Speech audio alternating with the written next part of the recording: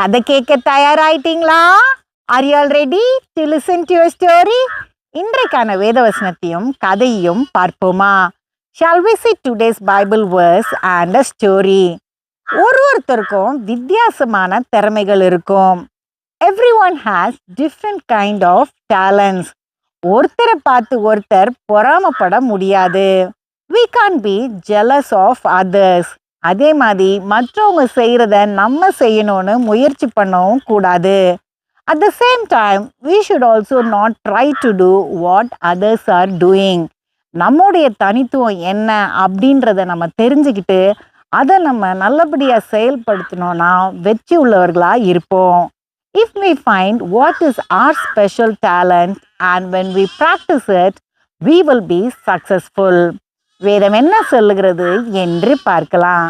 Let us see what the Bible says.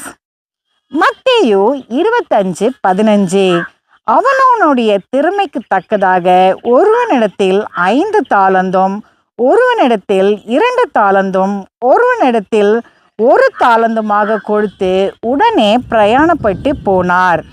Matthew 25:15 And to one he gave 5 talents, to another 2, and to another 1, to each according to his own ability, and immediately he went on a journey. பார்த்தீங்களா வேதம் என்ன சொல்லுதுன்னு? பிரயாணப்பட்டு போகிற ஒரு எஜமான் அவனுடைய திறமைக்கு ஏற்ற மாதிரி தாளந்துகளை பிரித்து கொடுக்குறாராம். See what the Bible says. A master who was ready to go for a journey is dividing the talents among his servants according to their own talents. அப்போ கடவுளும் அவங்கவுங்க திறமைக்கு ஏற்ற மாதிரி நம்ம திறமைக்கு ஏற்ற மாதிரி தான் சில தாளந்துகளை கொடுத்துருப்பாரு. So God also would have given us talents according to our own capability. ஒரு கிராமத்தில் ஒரு குரங்கு திடீர்னு ஒரு நாள் வந்துச்சு. One day a monkey went into a village. அது வீடுகள் மேலே ஏறி கூரைகள் மேலெலாம் குதிச்சுது, ஓடு மேலெலாம் குதிச்சுது. Climbed on the houses and jumped on the roof, on the tiles that was on the roof. அதையெல்லாம் பார்த்த இந்த கிராம மக்கள் அதுக்கு பழங்களையும் சாப்பாடையும் கொடுத்தாங்க. The villagers saw that and gave it some fruits and food. அது இந்த கிராம மக்கள் முன்னாடி குட்டிக்காரன் அடிக்கும், இல்லைனா ஏதாவது ஒரு வித்தையை காமிச்சிக்கிட்டே இருக்கும். The monkey used to somersault in front of the villagers or do some tricks. இதை பார்த்து எல்லாருமே கைத்தட்டி அந்த குரங்கை ரசிப்பாங்க. The villagers used to see that and admire the monkey. அதுக்கப்புறம் இந்த குரங்கு அந்த கிராமத்திலிருந்து இன்னொரு கிராமத்துக்கு போயிருச்சு. The monkey then left the village and went to another village. இதையெல்லாம் பார்த்துட்டு இருந்த ஒரு கழுதைக்குட்டிக்கு ஒரு யோசனை. A little donkey which was watching everything had a thought. இந்த குரங்கோடைய வயசு தான் நமக்கும் இருக்கும். நம்ம நாளெல்லாம் பொதி சுமக்கிறோம், கடைசியில் அடி தான் வாங்குகிறோம். The little donkey thought, the monkey and me are of the same age.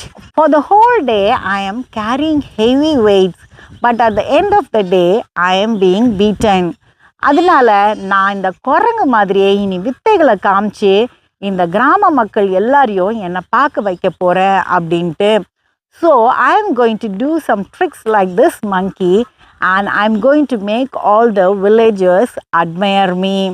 இது யோசிச்சுட்டே இருக்கும்போது ஒரு கண்ணுக்குட்டி பக்கத்துல இருந்து இதோடைய சிந்தனைகளை புரிஞ்சுக்கிடுச்சு. A calf that was seeing the little donkey thinking understood the thought of the donkey. அப்போ அந்த கண்ணுக்குட்டி சொல்லிச்சு, இதெல்லாம் உனக்கு தேவையில்லாத வேலை, உனக்கு கொடுக்கப்பட்டிருக்க வேலையை மட்டும் பாருன்னு. The calf said to the donkey, this is an unwanted work for you. Do the work that is given to you. Do it perfectly. அதை சரியா செஞ்சாலே போதும். But the little donkey did not listen to what the calf said. அடுத்த நாள் காலையில் இந்த கழுதைக்குட்டி ஒரு வீட்டோட கூரை மேலே ஏறிடுச்சு. Next day morning, it climbed on a house on the roof.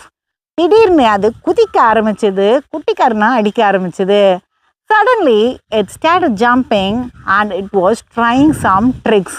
மேலே இருந்த ஓடெல்லாம் தப தப தபன்னு வழுக்கி கீழே வந்து விழுந்துருச்சு. The tiles that was on the roof fell down, slipping in from its position and it was broken. அந்த வீட்டுடைய உரிமையாளர் வெளியே வந்து பார்த்தா இந்த கழுதைக்குட்டி மேலே இருந்து ஆட்டம் போட்டுட்டு இருந்தது. When the house owner came out, he saw the little donkey doing some tricks there. அவர் இந்த கழுதைக்குட்டியை கீழே வர வச்சு ஒரு கொம்பை எடுத்து சாத்துன்னு சாத்திட்டாரு. He made the little donkey come down and took a big stick and gave a good beating for the donkey. அடியை வாங்கிட்டு நடக்க முடியாம நடந்து போன கழுதைக்குட்டியை பார்த்து கண்ணுக்குட்டி சொல்லிச்சான், உனக்குரிய வேலையை சரியா செஞ்சாலே போதும்னு. Donkey was not able to walk. It was limping. The calf said, do the work that has been given to you carefully. அதுவே பெரிய talent தான். That is a great talent. அடுத்த கதையில் சந்திப்போம். Let us meet in the next story.